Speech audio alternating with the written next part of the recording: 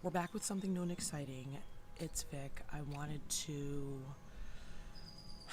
do this video to give you a little glance into my mind and see where I came up with the idea, or rather the topic of What's American, which is our fifth episode on Anderson Street, season one. Currently in sunny Mexico, getting that quality lighting, if you know what I mean.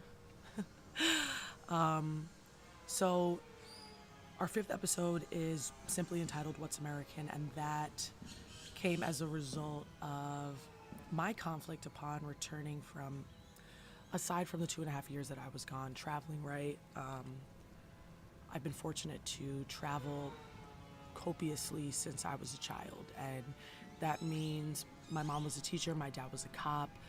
Every summer, at minimum, we went out of the country at least once. So hitting that 65 country mark, hopefully means that I've seen a few cultures and ethnicities and communities out here that have maintained their village mentality or have maintained some aspects of cultural traditions that mean everything to these people in a way that I really felt like America does not. Aside from us being a melting pot, which, if you constitute a melting pot with meaning that there's general segregation and prejudice that pervades, which does in every culture, but particularly here, then I wonder if being American is more of the ideal than the, way that we think about it as Korean, let's say, or indigenous cultures that have rituals where they drink this, they play these drums, they make this wicker, they eat this sort of food together, and they make it together, and the women do this and the men do this, or whatever the case may be, right? And I just have found myself really wondering, what are those things that are American? Are we bookmarked by the toils and the travails that we've gone through, the Cold War, us being in Vietnam and Korea, assassination attempts of presidents, 9/11. Are we those things? Are we the hyphenations that we purport to be? Haitian American, African American, Irish American, Mexican American, what have you.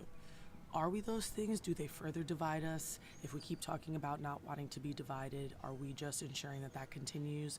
Are we the machine that we so fervently try to oppose? Questions. And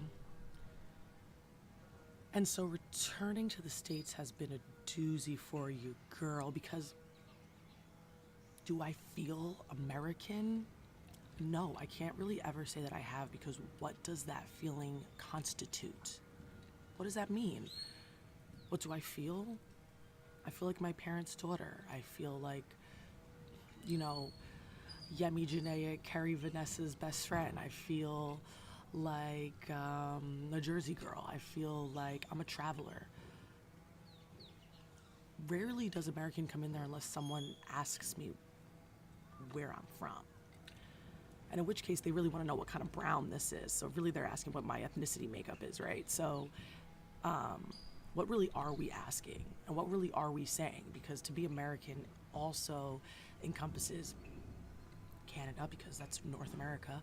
We have Central America and we have South America. All those people consider themselves American.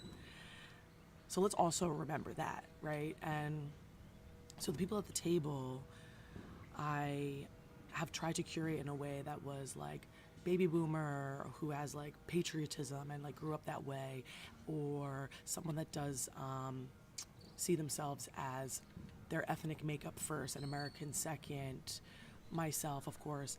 And I tried to have two other people, but as happens with production, things go awry. So thank God, blessings for my mom, Mary Pat, who always is there ready to pounce in with thoughts and opinions. So she is there. So we have two baby boomer white women, and a friend of mine that considers herself Haitian American, Haitian first, and then me, who's just like, what?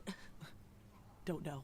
So That's where the idea came from. Let me know if you like this idea of these one-on-one little quick Johns about where the idea came from. I was also thinking I would answer some of the interview questions that we ask our guests, and really anything else ad hoc that comes up because I like to talk, so whatever. Stay tuned.